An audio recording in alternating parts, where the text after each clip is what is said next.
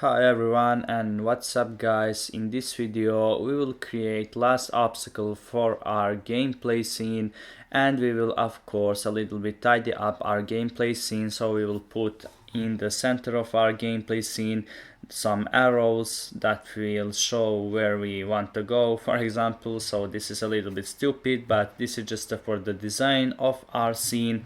And also near the end we will also put the same way these arrows, and in these walls we will put of course spheres, so in the left wall and on the right wall like in the original project, in order to we can detect that we move forward and backwards. So whenever we go forward, for example, we will see these spheres, so balls for example, and we will see these balls and we will know that we go forward or backward. But this is not just for that. We want just as I said, to our game look nicer than just without any design.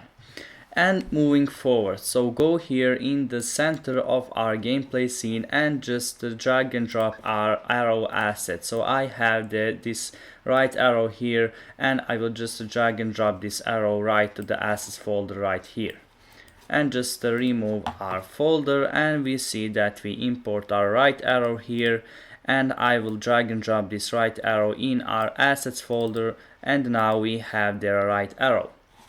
So we need as any assets to compress this arrow, but I think this is already compressed, so this is actually the PNG file.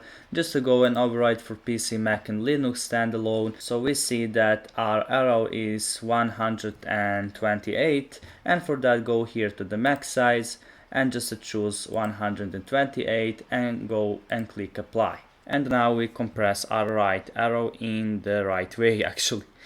So just now drag and drop this right arrow right to the scene, and we see that we in very fine way import our arrow. And we need now to just a little bit resize and rotate our arrow for a bit. So like this, 3 on the X and 2 on the Y, and just rotate it a little bit on the Z axis for about, so go here for the rotation on the Z axis and put 90.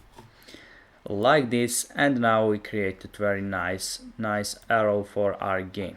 And just copy and paste this right arrow, so and just rename this right arrow to be just arrow, like this arrow, and this is gonna be also arrow 2, so arrow 2 for example. And now we have the same arrow that we have created, and everything is fine. So now when I go to the game panel and when I run the game, and when I go forward, we see that we have there black obstacles and this right and left arrow that we have created right now, and we see one gap, and that is we are behind, so our player actually is behind the arrows. And in order to fix that, we need just to go to the player, and when I go forward, we're gonna see that we are now actually in front of our arrows, and that is a fact that we wanted to achieve. So this is very easy, just change their order in layer to be 2 or 1 or however you want, and our player will be in front of any game object that is behind this number of layers. So whenever game object is now on the 1, our player will be in front of him because our player is 2. And when our player is for example on 0 and this arrows is on 1, our player will be behind the arrows because arrows has the greater number in this ordering layer than our player. But for now this is not the case, we change this in our graphics for our player and everything is fine. So turn off the game and go to the scene, and moving forward also we're gonna put these arrows near the end of our game, so as I said. But first of all we need actually to create last obstacle for our game, and for that we see that our level finished here for example somewhere, but for now we're gonna just resize this in the length our walls, so like this, in order to make the longest level. So like this, I think this will be enough. So just a little bit up here for 1 inch, for example, and I think this will be the size of our level. And as I said, we're gonna copy and paste these arrows one time and just put it, for example, so I made a mistake here, sorry about that. So just to take these 2 new arrows and go here and choose this tool right here and just move these new arrows for example here, like this. And we can also change the color, for example, for about, I don't know, we see that we have there blue and black, just so can I change this? I'm not sure. Let's see how it looks like black, and I think this will be nice. So now, as I said, we're gonna create a last obstacle for our game, and this will be the red obstacle that go from one point to another point, and let's do that. So go here in the hierarchy panel, right click, go to 3D object and choose a cube. And let's position our cube somewhere around here, and just to go here, focus on our cube, and we need to resize our cube by using this tool right here. So just to resize it a little bit, this will be a little bit greater cube than others cube actually. So our cube will go from one point to another point with appropriate speed, and I think this will be enough dimension for our cube. So just to see here how much the dimensions are, and just copy and paste it in your project. And just we need to remove these box colliders, and as I said numerous times, this come by default, and for that we need to remove this component, and this collider is actually for 3D object. I don't know why it is come by default in 2D platform and in 2D games, but it comes. What we can do? So just to remove this component and go here to the add component, go to the box collider 2D, and now we attach appropriate box collider for our game object. And we're gonna attach, I think, so just to see in the rotating, yeah, we already attach a box collider 2D in all of our, I think, obstacles. So just to check there, yeah, we attach on all of our obstacles these colliders, and also for our last obstacle it will be box collider 2D. And now just to rename our cube, for example, to be red obstacle, like this. And now we need to create a material for our last obstacle, and that is going to be a red material because this is actually red obstacle. So go here in the materials, right click here, go to create and choose the material, and just to name this material like red material, like this.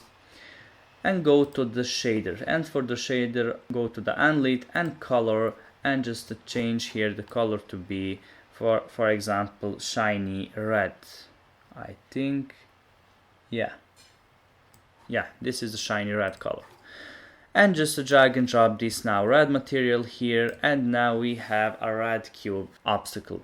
And we need, like every obstacle that we have created, we need to animate this obstacle to go, as I said, from one point to another point. And this will we do by going here in the animation folder, go click on our red obstacle first of all, go to create, and now we see that there shows panel that we need to a little bit set up. So go here to the animations and just rename our animation to be red anim. So just red anim, like this. And now our animation is set up, and we need just to make this animation like we want, so however we want. Just to go here and scroll in the backwards, because to make this animation timeline a little bit longer. And now go here and choose this tool, and we need actually to our red obstacle go first of all here, then here, then here, and then to back on the original place.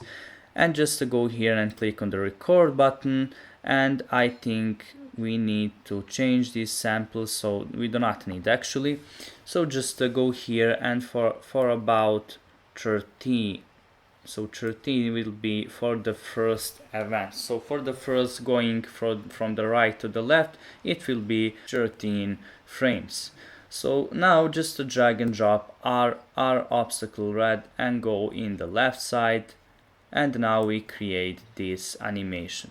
And now just to go and move forward with this sample, so go now for about 1 minute frames and go up here, and now we create a third event, and now also go here for the 1 and 13 and go here for example, and now make a little bit longer this timeline animation and go on the 2 minutes frames and drag our game object to the original place, which is somewhere around here. I didn't remember, but it is here for example. And now turn off this record button because we make our animation, and when I click on the play the animation clip, we see this. So we see this, and we see one gap here, that is we do not set up the precisely original place of our cube, but anyway we see that this is actually nice effect for our red obstacle, and we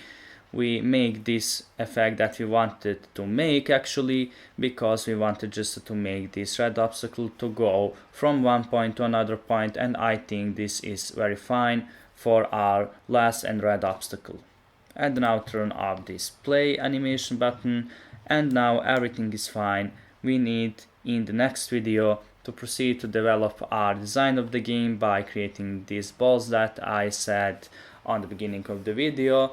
In the right wall and in the left wall we're gonna create these balls actually that will a little bit make nicer our gameplay scene. So stay tuned for that guys, and see you in the next video.